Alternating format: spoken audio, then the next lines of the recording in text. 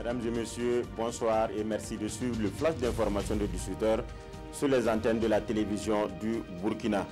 À Dori, le président de l'Assemblée nationale apporte soutien et réconfort aux soldats du 11e régiment d'infanterie commando. En visite dans le camp ce matin, Alassane Balé Sakandé est allé les bras chargés. 10 motos et 10 bœufs sont ainsi remis aux militaires. C'est une promesse du 17 mars qui vient ainsi d'être concrétisée.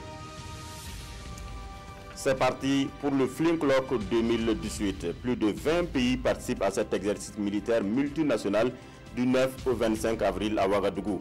Après Niamey, hier pour le lancement officiel, la capitale burkinabé a procédé ce matin au lancement de cet exercice au niveau local au camp militaire de Kambouensé. Le Mali, la Mauritanie, les États-Unis, la Pologne, le Burkina et bien d'autres pays participent à la formation de Ouagadougou. Objectif, renforcer la capacité des armées africaines, partenaires des États-Unis dans la lutte contre le terrorisme. En économie, les membres du comité technique national du PNDS font le point de la mise en œuvre du référentiel de développement. Un rapport provisoire sur les résultats est donc soumis aux techniciens pour appréciation. Le rapport souligne que de nombreuses réalisations sont faites dans la mise en œuvre du PNDS, comme la réalisation des routes, d'infrastructures scolaires et sociales, la gratuité des soins. Des propositions pour une bonne exécution du PNDS seront faites à l'issue de cette rencontre. La bonne exécution du PNDS, c'est aussi et surtout la lutte contre la corruption. Et c'est le RENLAC, le réseau national de lutte anticorruption, qui se dit insatisfait de l'engagement du président du FASO contre la corruption.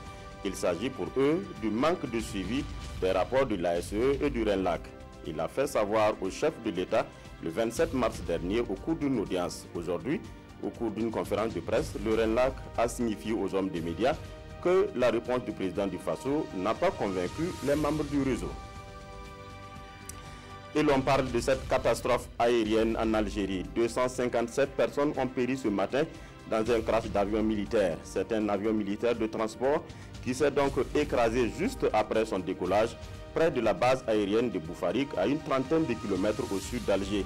Les 10 membres d'équipage auraient péri, ainsi que 247 personnes, pour la plupart des personnels de l'armée et des membres de leur famille.